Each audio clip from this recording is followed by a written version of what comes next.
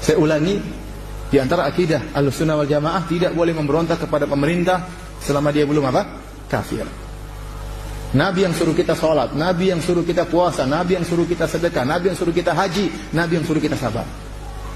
Kata Rasulullah SAW, kalian akan mendapati asarah. Asarah itu kalian akan dapati pemimpin yang hanya memikirkan dirinya sendiri, hanya ngambil duit buat dirinya sendiri. Kata Nabi SAW, fasbiru, bersabarlah kalian. Hatta talqauni alal haud, sampai kalian bertemu dengan aku di telagaku. Suruh sabar. Ya, maka saya ingatkan, jangan sampai Anda kemudian ikut serta dalam merusak keamanan, memprovokasi untuk memberontak. Hati-hati. Silakan menasihati, silakan mengadakan perbaikan, tapi jangan terprovokasi atau memprovokasi untuk melakukan kacauan yang melanggar hadis Nabi SAW. Kemudian ada yang terbunuh, ada 5 orang terbunuh, kemudian berkembang 100 orang terbunuh. Dan betapa banyak negara hancur gara-gara diawali dengan usaha untuk memberontak. Contoh Suriah, awalnya pemberontakan kecil-kecilan. Sekarang yang meninggal 1 juta orang sudah meninggal. 500.000, terakhir saya dengar 500.000 berapa bulan yang lalu. Itu yang kehitung, entah yang nggak kehitung berapa. Yang wanita diperkosa, anak-anak harus pergi dari kampungnya, terusir, yang meninggal nggak ada yang menerima mereka. Pemerintahnya zalim ya, dulu zalim.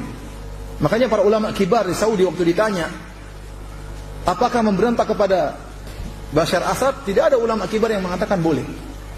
Padahal dia kafir. Dia bukan Islam. Ya. Tetapi kenapa syarat kedua tidak terpenuhi? Tidak punya kemampuan.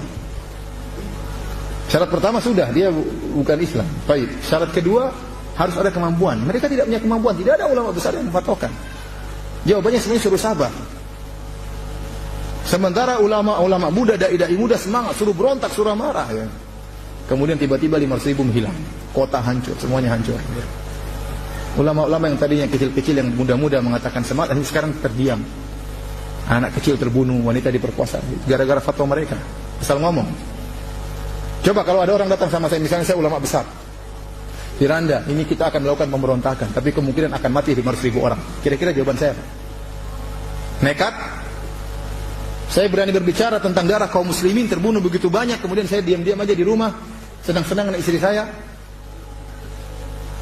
Ya akhi, Nabi Musa alaihissalam tidak disuruh melawan Fir'aun. Nabi Musa disuruh kabur oleh Allah Subhanahu Wa Taala. Ente suruh orang-orang miskin yang tidak punya apa-apa, kemudian suruh lawan tank, suruh lawan.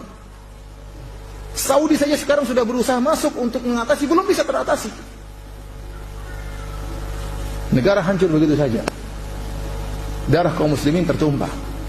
Ashabul Kahfi, mereka berdakwah. Dan kalau mereka takut dibunuh, mereka kabur sembunyi di goa Al-Kahfi. Allah tidak suruh mereka untuk memberontak, tidak mampu. Ya. Nabi Isa alaihissalam diutus di zaman kekuasaan Romawi, tidak disuruh memberontak Romawi oleh Allah Subhanahu Wa Taala. La yukallifullahu nafsan illa wus'aha. Allah tidak membebani luar kemampuan seorang hamba. Maka jangan maksud kita jangan sampai Anda mudah terprovokasi, kemudian mengompori orang-orang sehingga kemudian terjadi pemberontakan, kemudian tiba-tiba banyak yang mati, banyak yang meninggal. Ya. Hati-hati. Kalau ada masalah-masalah seperti ini, kembalikan kepada ahlul ilm. Ya. Hati-hati. Maksud saya, berpegang teguhlah kepada manhajus salaf, para ulama yang berfatwa berdasarkan hadis-hadis Nabi SAW. Ya, mereka lebih paham tentang masalah-masalah seperti ini. Ya.